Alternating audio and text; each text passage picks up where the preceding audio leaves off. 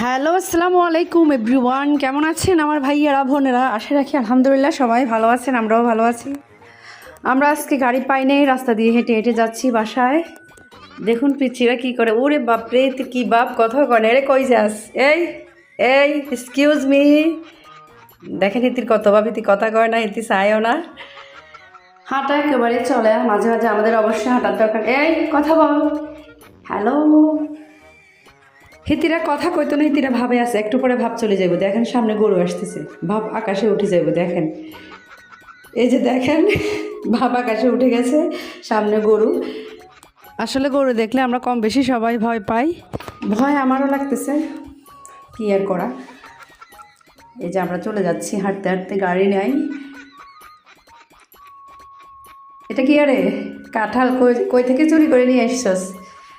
হিতি কথা কয় না, ভিডিও করি। এটা দেখছি হিতি জবাব বন্ধ হয়ে গেছে। দেখেন কাঁঠালটা হচ্ছে আমাদের বাড়ি থেকে নিয়ে আসছি।